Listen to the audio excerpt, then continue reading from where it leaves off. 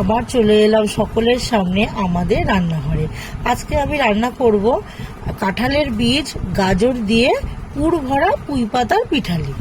এটা তৈরি করতে লাগছে পুঁই শাকের পাতা তো লাগবেই, কাঁঠাল বীজ সেদ্ধ করে মাখা আছে, আলু সেদ্ধ করে নিয়েছি, গাজরটা গ্রেট করে রেখে ওটাও একটু ভাপিয়ে নিয়েছি, আদা আর লাগছে আদা কুচি, পেঁয়াজ কুচি, রসুন কুচি, ধনেপাতা কুচি, আর লাগছে সাদা তেল, বেসন, নুন, চিনি, ভাজা মশলা আর সুজি।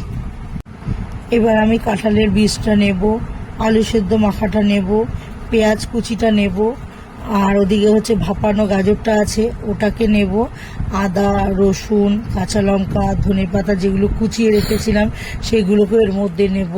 তারপরে নেব নুন, হলুদ, তারপরে বেসন আর একটু ভাজা মশলাটাকে দিয়ে এইবার ওই যে বেসনটাকে একটু দেব, দিয়ে নিয়ে ভালো করে একটু আট করে মাখবো যাতে ওটা জিনিসটা একটু আট হয়।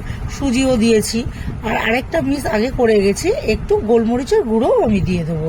উপকরণের সময় আমার বলা হয়নি, ওটা একটু গোলমরিচের গুঁড়োও দিতে হবে, তাহলে একটু টেস্টটা ভালো হবে।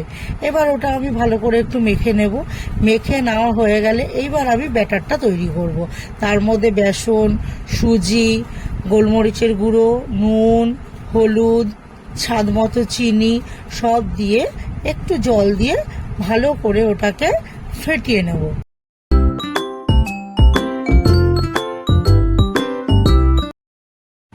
এদিকে ব্যাটারটা তৈরি করতে করতে আমি ওভেনে কড়াইটা বসিয়ে আমি ওটাকে তেলটাও দিয়ে দিয়েছি, তাই ততক্ষণ আবার তেলটাও গরম হয়ে গেছে। এইবার একটা পুঁই পাতা নিয়ে তার উপরে পুরটাকে দেব, কিছুটা পুর দিয়ে তার উপরে আরেকটা পাতা দিয়ে আমি ওই পুরটাকে চাপা দিয়ে দেব, দিয়ে এইবার পুরোটা রেডি করে নিয়ে ব্যাটারের মধ্যে ভালো করে চুবিয়ে নিয়ে এইবার আমি তেলের মধ্যে ছাকা তেলে ছেড়ে দেব। এইভাবে একটা একটা করে আমি তেলের মধ্যে ছাড়তে থাকবো।